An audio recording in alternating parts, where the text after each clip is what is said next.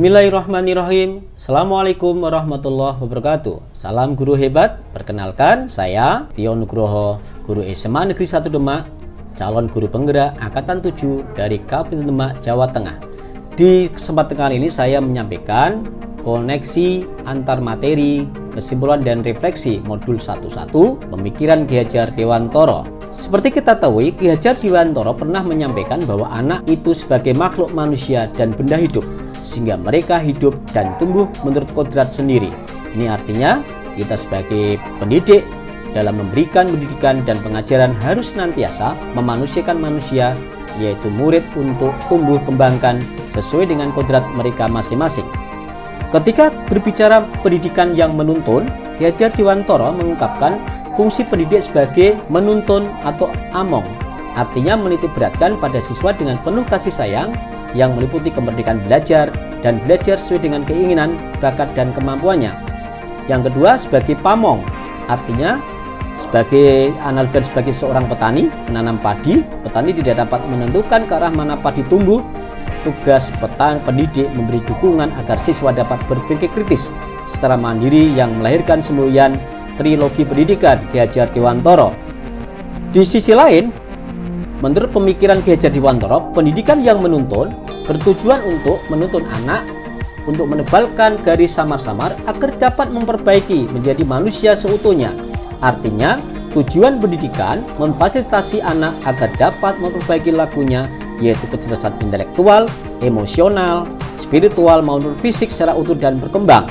Di samping itu, dasar pendidikan Ki Hajar Dewantara bukan tabula rasa, artinya anak bukan kertas kosong yang bisa digambar sesuai dengan keinginan orang dewasa.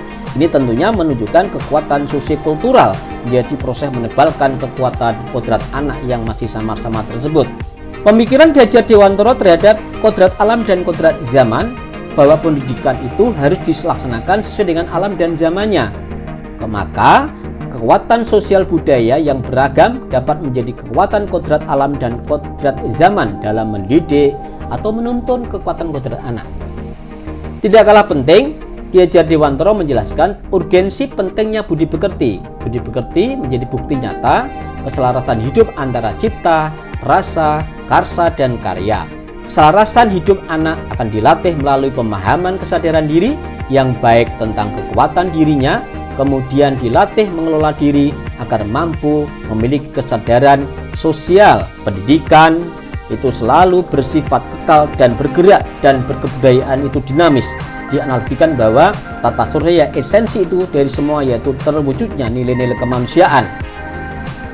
Sebelum mempelajari pemikiran Ki Hajar Dewantara yang selama ini sudah saya lakukan selama ini, diantaranya bahwa pembelajaran masih berpusat pada guru, artinya belum menerapkan model pembelajaran yang berpusat pada murid. Yang kedua, guru belum mengembangkan keterampilan abad 21, yaitu 4C, komunikasi, kolaborasi, berpikir kritis, dan kreatif melalui proses pembelajaran. Yang ketiga, guru belum memahami karakter murid, artinya guru belum memahami perbedaan karakter dan potensi setiap murid sebagai kodrat yang dimiliki. Fokus pada capaian kognitif. Selama ini memang pembelajaran masih fokus pada capaian kognitif yang diwujudkan dalam kriteria ketuntasan minimal. Setelah mempelajari modul pemikiran Ki Hajar Dewantara ini, maka pembelajaran berpusat pada murid, artinya sudah berpusat pada murid sesuai dengan tuntutan Ki Hajar Dewantara, yaitu pembelajaran yang menghamba kepada anak. Pengembangan keterampilan abad 21, guru sudah mengembangkan keterampilan abad 21. Guru harus memahami karakter murid, guru harus memahami perbedaan karakter dan potensi setiap murid sebagai kodrat yang dimiliki. Guru harus menuntun budi pekerti karena pembelajaran tidak lagi masih berfokus pada capaian kognitif, tetapi harus menselaraskan dengan menuntun budi pekerti murid. Bagaimana strategi mewujudkan pemikiran Ki Hajar? Pembelajaran yang berpusat pada murid diharapkan penerapan model pembelajaran yang berpusat pada murid. Ada proses pengembangan keterampilan abad 21, kemudian ada proses penanaman budaya religi yang sudah kami laksanakan. Di antaranya bisa memberikan contoh, yaitu kegiatan berdoa di awal dan di akhir pembelajaran, membaca Asmaul Husna, sholat duha, pembiasaan sholat duhur berjamaah. Ada penanaman nilai gotong royong seperti piket kelas, kerja kelompok, kerja bakti kelas, semut semua dipungut dalam kegiatan sekolah berbudaya lingkungan, Jumat bersih, Jumat infak, donor darah, bakti sosial, homestay, dan gaul berdasi. Implementasi pemikiran Ki Hajar Dewantara, seharusnya kita harus mulai memikirkan bagaimana kita bisa ada pemikiran hebat, betul-betul ada pijakan cara berpikir, cara bertindak dalam satuan pendidikan kita. Tantangan yang kita hadapi dalam abad 21 adalah penanaman pendidikan karakter peserta didik. Maka seiring dengan kemajuan zaman menuntut peserta didik untuk mengembangkan ilmu pengetahuan dan teknologi yang semakin canggih, tapi iptek tersebut tidak dapat menumbuhkan watak dan karakter dalam peserta didik.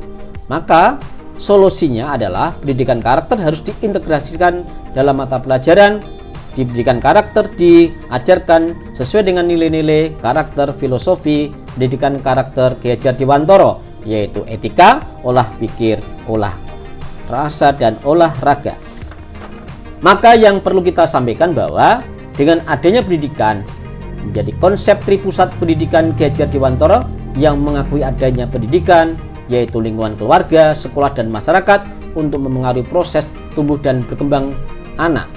Implementasinya, seorang anak akan mengembangkan kreativitas yang ada dalam dirinya apabila diajarkan, dibiasakan berpikir kreatif di lingkungan keluarga, sekolah, dan masyarakat. Maka ini adalah sebuah relevansi yang luar biasa terkait dengan pemikiran Ki Hajar Dewantara yang tertuang dalam sebuah koneksitas. Terima kasih. Assalamualaikum warahmatullahi wabarakatuh.